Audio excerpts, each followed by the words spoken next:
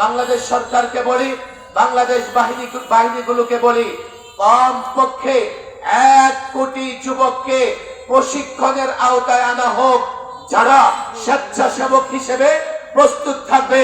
আমার ভূখণ্ড যদি আঘাতপ্রাপ্ত হয়, আমার মানচিত্রে যদি কোনো হায়না আঘাত করবার চেষ্টা করে, এদেশের সেনাবাহিনীর সঙ্গে, এদেশের নৌবাহিনীর সঙ্গে, বিমান বাহিনীর সঙ্গে, পুলিশ বাহিনীর সঙ্গে দেশ রক্ষা করবার জন্য, এই বাংলাদেশের স্বাধীনতা সার্বভৌমত্ব রক্ষা করবার জন্য 1 কোটি যুবক বাহিনীর সঙ্গে কাঁধে কাঁধ মিলিয়ে লড়াইয়ের ময়দানে নামবে। আল্লাহর কসম, কোন অপশক্তি বাংলাদেশে আঘাত করতে পারবে না। হিন্দুত্ববাদ ভারতের মোদী সরকার এবং তার বাহিনী, উগ্র সাম্প্রদায়িক বাহিনীকে আমরা পরিষ্কার বলতে চাই, ভারত আমরা স্বাধীন করেছি, তোমরা স্বাধীন করো নাই। মুসলমানরা যখন ইংরেজ বিরোধী আন্দোলন সংগ্রাম করে, মাঠে ময়দানে লড়াই করে, রক্ত দেয়, তখন ওই হিন্দুত্ববাদীরা ইংরেজের গোলামি করেছে, পা চেটেছে। ভারত আমরা স্বাধীন করেছি। 47 থেকে ভারত, 47-এ ভারতের দুটি অংশ, পাকিস্তান এবং হিন্দুস্তান, পাকিস্তান নামের রাষ্ট্রটি আমরাই তৈরি করেছি, যাতে পাকিস্তানে কোরআন সুন্নাহ দিয়ে পাকিস্তান পরিচালিত হতে পারে। সুতরাং এটা একটা বার্তা নাস্তিক মোরতাদ বেঈমানদের দিকে, যে এই ভূখণ্ড পাকিস্তান পরবর্তীতে 71-এ বাংলাদেশের স্বাধীন এই ভূখণ্ড তৈরি হয়েছে, এই ভূখণ্ড পরিচালিত হবে কোরআন এবং সুন্নাহ দ্বারা। আজকের সমাবেশ থেকে প্রথমত, বাংলাদেশে যারা হিন্দুত্ববাদের এজেন্ট, যারা বাংলাদেশে বসে স্বাধীন সার্বভৌম সুন্দর একটা বাংলাদেশে বসে হিন্দুত্ববাদের এজেন্ট নিয়ে বসে আছে, যারা বাংলাদেশে বসে রাম রাজত্ব কায়েম করার স্বপ্ন দেখছে, আমি তাদের চোখে আঙ্গুল দিয়ে দেখিয়ে দিতে চাই, তোমাদের ধর্ম এবং আমাদের ধর্ম এক নয়। 5ই আগস্টের পরে এদেশের মানুষ দেখেছে, প্রশাসন দেখেছে, মিডিয়া দেখেছে, নানা মিডিয়ায় সংবাদ প্রচার হয়েছে, পট পরিবর্তনের পরে এদেশের সাধারণ হিন্দুরা সবচাইতে ঝুঁকির মধ্যে ছিল।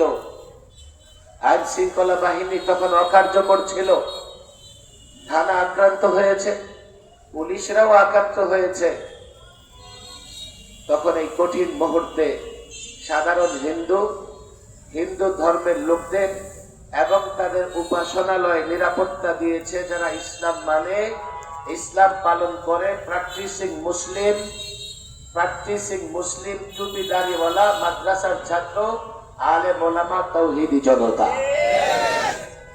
কিন্তু পশ্চিমবঙ্গে যখন ক্ষমতার পালাবদল হয়েছে, পট পরিবর্তন হয়েছে, আমরা দেখছি ওই এদেশে তাদের এজেন্ট যারা আছে, তাদের আঙ্গুল দিয়ে চোখে আমি বলতে চাই, সে দেশে মুসলমানদের মসজিদ মাদ্রাসা ভাঙচুর করা হয়েছে, তাদের বাড়ি ঘরে হামলা করা হয়েছে। এটাই প্রমাণ করে ইসলাম আর মূর্তি পূজারীর ধর্ম কোনোদিন এক হতে পারে না। দ্বিতীয়, সতর্ক করতে চাই শাসক গোষ্ঠীকে।